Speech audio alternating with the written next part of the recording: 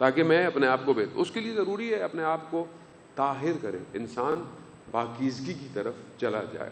عزیزان محترم، آیت اللہ عابدینی اپنی اس بحث کے اندر اس موضوع میں بیان کرتے ہیں کہ اللہ تعالیٰ کیپیسٹی کے ساتھ چیزوں کو دیتا ہے۔ مثال حضرت ہاجرہ صفا اور مروہ کے درمیان میں دوڑ رہی ہیں۔ کیوں دوڑ رہی ہیں؟ حج آپ کے سامنے گزرا ہے، یقیناً آپ میں سے بہت سارے لوگ حج کر کے آئیں گے، خدا اس کو قبول فرمائے اور ہم سب کو، باقی جو لوگ جو رہ گئے ان کو حج کی توفیق عطا فرمائے۔ صفا و مروہ میں دوڑ رہی ہیں پانی کی تلاش میں۔ حضرت اسماعیل ایڑیاں رگڑتے ہیں اور آب زمزم کا چشمہ جوش یعنی نکلنا شروع ہو جاتا ہے، نکلتا ہے اور پانی فلوٹ کرنا شروع کر دیتا ہے۔ حضرت ہاجرہ ایک دم آتی ہے اور علماء احادیث و روایات اس بات کو بیان کرتے ہیں کہ انہوں نے فوراً پتھروں کو رکھ دیا تاکہ یہ پانی ریگستان میں بہہ کر ضائع نہ ہو جائے۔ روک دیا، پانی کو روک دیا۔ پانی جوش میں نکل رہا تھا، چشمہ ایسی ہے نا، زمین سے پھوٹتا ہے، پھوٹا، فلوٹ کرنا چاہتا تھا، انہوں نے روک دیا۔ امام جعفر صادق علیہ الصلوۃ والسلام ارشاد فرماتے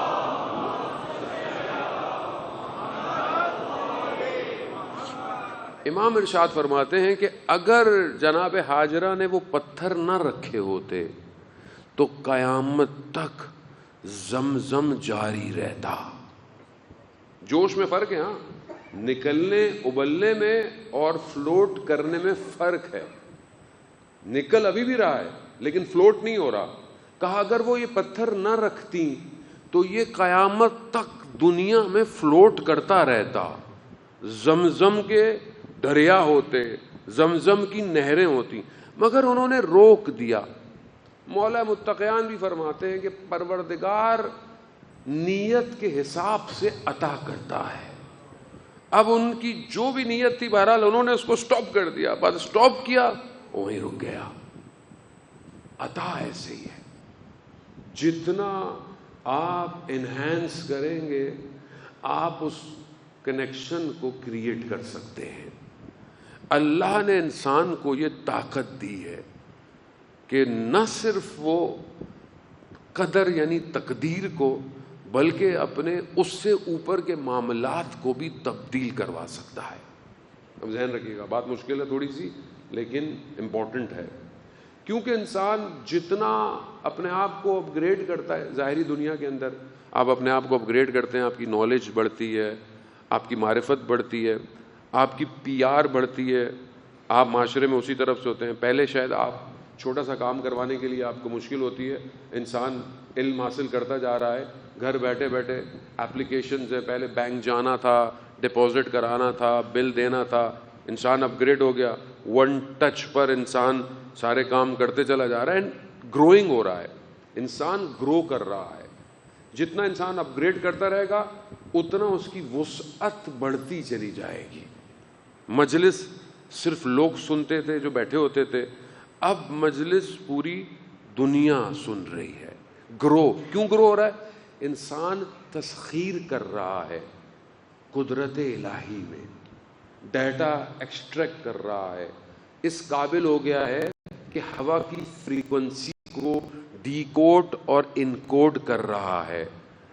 پہلے اس کو نہیں پتا تھا کہ اتنی فریکوینسیز ہیں، اس کی ڈفرینس ہوتی ہے، اور میں اس فریکوینسی میں ڈیٹا پیکٹ کو بھیجوں گا پوری دنیا میں جائے گا، آپ کے سامنے ہے۔ وسعت بڑھتی چلی جا رہی ہے۔ اب جتنی انسان کی ذہن کی سوچ ہے، دعا جو ہے وہ مومن کا اسلحہ ہے۔ صرف دعا مانگنا انسان کے لیے دروازوں کو کھول دیتا ہے۔ لیکن انسان اگر اپنی دعاؤں پر ایمان لے کر آئے، دعا مانگنے کے طریقوں پر ایمان لے کر آئے، دعا کہتے کسے ہیں اور کس طریقے سے اس کی بارگاہ میں جایا جاتا ہے، تو یہاں پہلی چیز طہارت ہے، پانی، طہارت ظاہری، طہارت باطنی۔ طہارت ظاہری کیا ہے؟ انسان نجاست کو دور کرے، وضو کرنا طہارت ہے۔ آخر اللہ نے پانی میں ایسا کیا رکھا ہے کہ وہی پانی آپ، ویسے لوگ کچھ بھی کرتے رہے لیکن ایک سیٹ رول کے حساب سے اگر اس پانی کو بہایا جائے، چہرے کو دھویا جائے، بازو کو دھویا جائے، سر کا مسح کیا جائے، انسان کسی اور عالم میں انٹر ہو جاتا ہے۔ بہت سادی سی مثال ہے اور ڈیلی کی مثال ہے۔ آپ بہترین صاف کپڑے پہنے ہوں، کربلا کی زمزم پیا ہوا ہو، مکہ میں کیوں نہ کھڑے ہوئے ہوں، وضو نہیں 1000 رکعت پڑھ لیں، خدا نے ایک بھی قبول نہیں کرنی۔ کیوں؟ کیونکہ راز ہے۔ پانی جس طریقے سے اس نے چاہا ہے۔ روایات میں پانی کو معصومین کے امام کہا گیا ہے۔ جیسے ظاہری پانی ظاہری طہارت کرتا ہے، امام انسان کے باطن کی طہارت کرتا ہے۔ پانی جب تک انسان اس چشمے سے کنیکٹ نہیں ہو رہا جو وصل ہے اس عالم سے کہ جہاں سے سب کچھ اتر رہا ہے، امام وہ ہے۔ ہمارا امام دنیا کے ظاہری امام جیسا نہیں ہے۔ ہمارے امام کی ڈیفینیشن، ٹھیک ہے آپ کے باقی مذہب انسان، مولانا صاحب بھی ہمارے مسجد کے امام ہیں، یہ ساری چیزیں بھی امام ہوتی ہیں، لیکن جو ہمارا عقیدہ 12 امام کا ہے، وہ 12 امام معصوم ہے، وہ کنیکٹڈ ہے۔ ڈفرنس میں آپ کی خدمت میں بیان کروں، بریکٹ بہت سارے ہیں آج، آپ دیکھتے ہیں کہ آپ اتنے اسمارٹ ہیں کہ ان ساری چیزوں کو